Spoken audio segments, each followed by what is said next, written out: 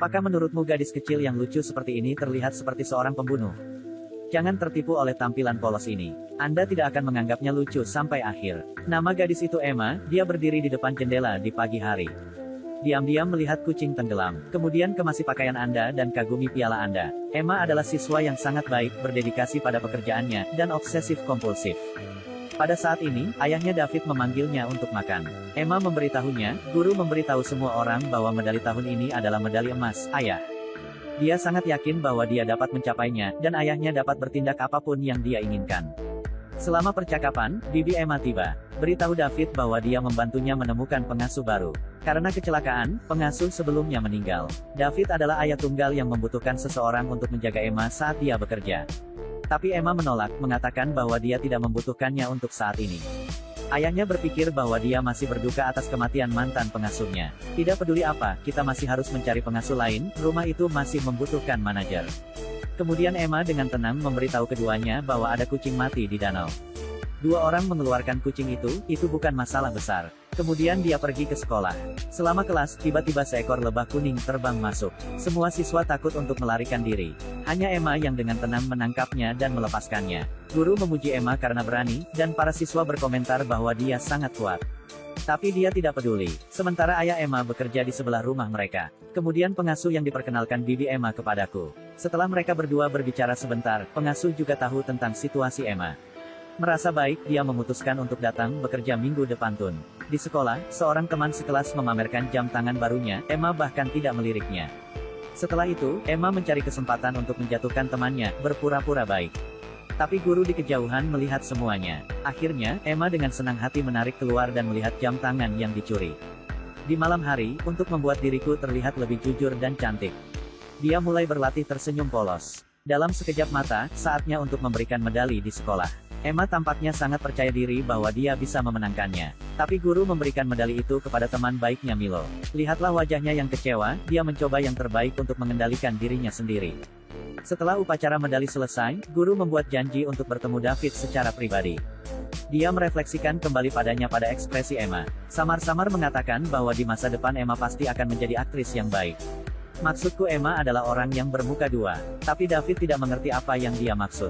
Kemudian dia menghibur Emma, dia seharusnya senang bahwa teman baiknya Milo mendapat medali. Dia berpura-pura lega setelah mendengar ayahnya menghiburnya untuk membuatnya merasa bahwa dia adalah orang yang sangat murah hati. Tapi ketika semua orang mengadakan pesta, dia diam-diam memanggil Milo ke hutan. Curi medali, dorong dia dari tebing. Kemudian dengan tenang ingin tidak kembali ke pesta, berpura-pura tidak melihat Milo. Pada saat orang tahu, Milo sudah mati. Di malam hari, David memberitahu bibi Emma tentang Milo. Tapi tidak menyadari bahwa Emma berada di sudut gelap menatap kalian berdua. Ayahnya juga khawatir dia akan sedih karena cerita Milo. Tetapi menyadari bahwa dia sama sekali tidak peduli tentang ini. Hari itu, pengasuh datang ke rumahnya untuk bekerja pada hari pertama sesuai kesepakatan sebelumnya. David mengajaknya berkeliling rumah lalu memperkenalkannya pada Emma. Setelah pertemuan, dapat dilihat bahwa pengasuh baru bukanlah orang yang mudah untuk dihadapi. Benar saja, malam itu dia mencuri obat tidur David. Tapi Emma mengetahuinya dan memaksanya untuk mendengarkannya. Ini membuat pengasuh baru sangat tidak nyaman.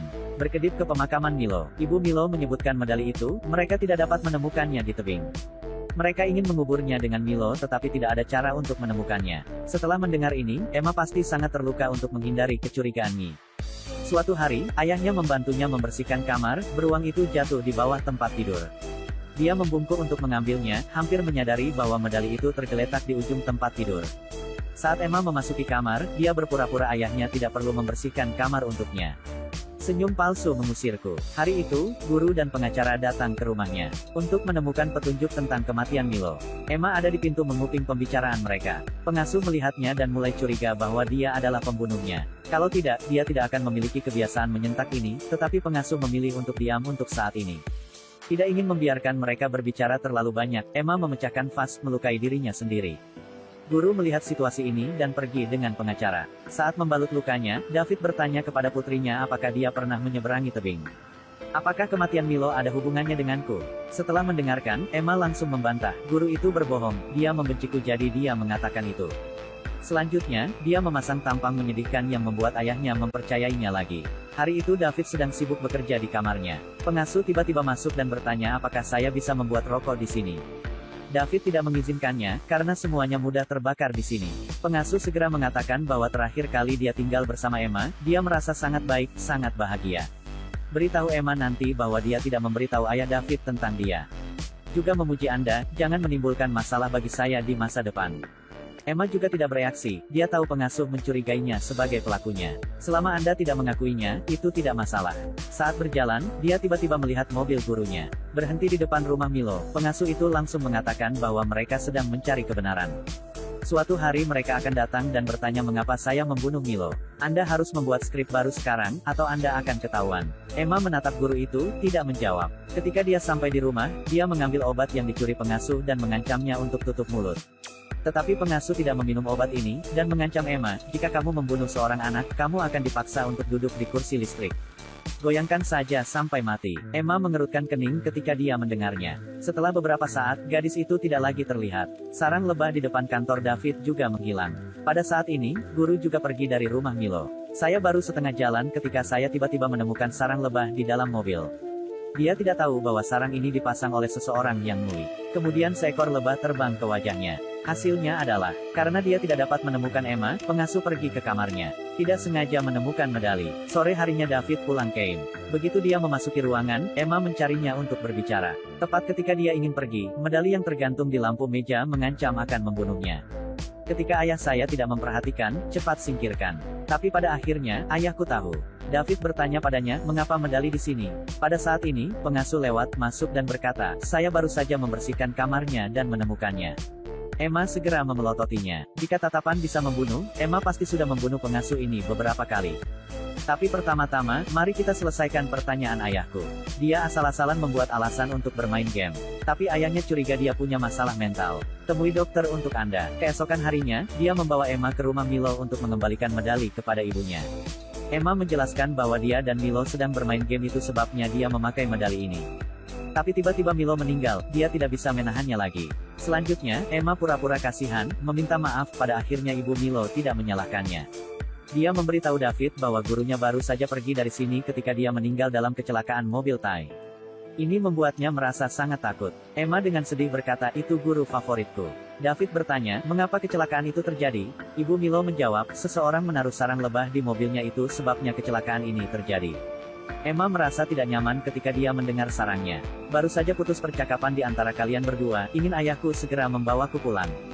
Kemudian, David sedang bekerja di kamarnya ketika dia menemukan bahwa sarang lebah di atap rumah tidak memiliki sayap dan telah menghilang.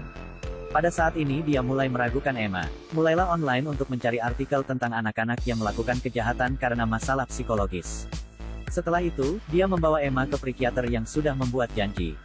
Perlu disebutkan bahwa, aktor yang memerankan dokter ini pernah memainkan peran utama wanita dalam film ini dalam versi 1956. Dua orang berbicara dengan sangat gembira cuyan. Kemudian dokter mengatakan bahwa Emma adalah bayi yang sangat normal. Selain itu mengingatkannya pada masa kecilnya. Dua orang pulang, sama pengasuhnya yang seksi berjemur di balkon. Dia berpakaian sangat seksi untuk dilihat David. Melihat mereka berdua pergi, pengasuh naik ke atas untuk menemui Emma. Tapi bukan untuk menghiburnya, tapi untuk memprovokasi. Mengatakan bahwa Emma akan segera dikirim ke kursi listrik. Dan Emma menyatakan sikap bahwa ayahnya akan segera memecat pengasuhnya. Tetapi pengasuh itu berkata, ayahmu tidak akan mendengarkanmu, karena dia sudah menyukaimu. Aku akan menjadi ibu tirimu, kamu tidak menyadarinya. Emma memelototinya dengan kebencian, jauhi ayahku. Tapi pengasuh juga bukan tipe rata-rata. Aku anak manja, bisa melawannya pasti. Percaya dia, jangan mengancam orang lain. Seperti yang diharapkan, pengasuh benar-benar membuat Emma marah. Di malam hari, David punya janji untuk makan di luar, lalu pergi keluar. Hanya pengasuh dan Emma yang tersisa di rumah, tetapi pengasuh mencari setengah hari dan masih tidak dapat menemukannya Finn. Ternyata kantor David masih on. Dia pikir Emma ada di dalam, jadi dia masuk. Tapi tidak menyangka itu hanya jebakan.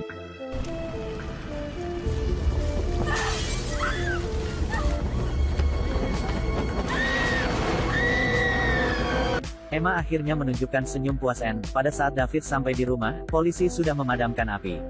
Emma memberitahu polisi, itu karena pengasuh diam-diam merokok di kantor yang menyebabkan kebakaran dan membakar dirinya sampai mati. Pada malam hari, David curhat pada Emma, berharap dia bisa mengatakan yang sebenarnya. Dia tahu bahwa itu semua dilakukan oleh putrinya Guy. Ditanya lagi, dia akhirnya mengakui. Dari pengasuh pertama, hingga Milo. Lalu ada guru, hari ini pengasuh yang baru saja meninggal. Dia merasa dia tidak melakukan kesalahan. Tapi aku merasa mereka seharusnya tidak datang dan membuat masalah untuknya. Itukah sebabnya kamu membunuh mereka? Apakah begitu? Saya harus melakukan itu. Pada titik ini, David menyadari keseriusan masalahnya. Dia memutuskan untuk menangani ini sendiri. Pagi-pagi sekali membawa Emma ke rumah kecil di tepi danau. Pemiliknya sangat dekat dengan David, juga sangat antusias terhadap Emma. Setelah menetap, David menelepon Emma. Katanya Emma sakit jiwa parah, tapi dia tidak percaya. Selama beberapa hari ke depan, dia tidak berhenti menonton artikel dan video tentang kejahatan anak. Tapi tak lama kemudian Emma tahu. Dia memberitahu ayah, saya tidak akan menyakiti orang lain tanpa alasan, percayalah. Tapi dia sepertinya tidak mempercayainya lagi. Emma sangat kecewa setelah mendengar itu, malam itu dia menyalakan gas. Untungnya, David bangun tepat waktu, buru-buru memasang kembali katup gas. Dia tidak percaya bahwa putrinya ingin membunuhnya. Menanyakan padanya, ayah adalah satu-satunya kerabat saya. Emma menjawab, ayah sudah meninggal, aku akan mencarinya. Kata-kata ini sangat menyakiti hati David, ini adalah putri yang paling dia cintai. Dia tidak mengatakan apa-apa lagi, membawanya ke kamar. Hari itu, dia akhirnya memutuskan untuk menangani kasus ini dengan tangannya sendiri. Dia memasukkan banyak pil tidur ke dalam coklat panas. Tapi Emma segera melihat melalui. Dia mengalihkan perhatian ayahnya dan mengganti cangkir mereka. Kemudian David tertidur. Emma menodongkan pistol ke ayahnya, ketinggalan peluru. Karena David menyalahgunakan obat tidur untuk waktu yang lama, dia menjadi kebal terhadap obat itu. Tiba-tiba, samar-samar terjaga. Melihat bahwa Emma memiliki pistol di tangannya, dia segera mencoba untuk merampok. Tapi Emma mengelak dan melemparkannya ke tanah. Dia segera mengambil telepon ayahnya dan berlari keluar. Apalagi dia pergi ke polisi, berteriak bahwa ayahnya ingin membunuhnya, lalu memberitahu alamatnya. Lalu bersembunyi di toilet. Pada saat ini, David mengambil pistol dan mengejarnya ke kamar mandi, langsung menendang pintu ke dalam. Angkat pistol untuk menghabisinya. Pada saat inilah pemiliknya berlari dengan pistol dan meminta David untuk meletakkan pistolnya. Emma buru-buru berteriak minta tolong, mengatakan ayahnya mencoba membunuhnya. David segera menjelaskan, jangan dengarkan omong kosongnya, dia hanya ingin membunuhku. Aku harus menghabisinya, katanya, lalu mengangkat senjatanya dan mengarahkannya ke Emma. Tapi bos awalnya tidak percaya kata-kata David. Karena untuk menyelamatkan Emma, dia memutuskan untuk membunuh David. Polisi datang untuk mengkonfirmasi tempat kejadian. Menurut bos, David ingin membunuh Emma tetapi ditembak mati olehnya. Tidak lama kemudian, bibi Emma juga datang, dan Emma dengan sedih mengatakan bahwa ayahnya sakit. Dia patah hati untuk menghibur gadis kecil itu, semuanya akan menjadi lebih baik. Tapi dia tidak tahu betapa menakutkannya anak di depannya. Sejauh yang saya bisa lihat, tembakan yang meleset itu dilakukan dengan sengaja olehnya. Biarkan ayahku membawa pistol untuk menemukanku. Dia sangat tenang, pertama kali menelepon polisi. Selanjutnya berteriak keras untuk mendapatkan perhatian bos, lalu membunuh ayahnya. Sangat bijaksana dan rasional, membuat orang takut. Alasan mengapa perempuan seperti ini juga terkait dengan keadaan keluarga. David adalah seorang ayah tunggal, sibuk sepanjang hari dengan pekerjaan cong. Putri saya sangat patuh sejak dia masih kecil, jadi dia tidak terlalu peduli. Tetapi dia tidak tahu bahwa putrinya telah mengembangkan persepsi yang berbeda tentang dunia. Baru setelah saya mengetahui bahwa putri saya memiliki masalah, saya menyadari betapa serius masalahnya problem. Saya ingin berbicara dengan putri saya, membantunya memecahkan masalah. Tetapi pada akhirnya, saya menemukan bahwa saya sama sekali bukan manusia.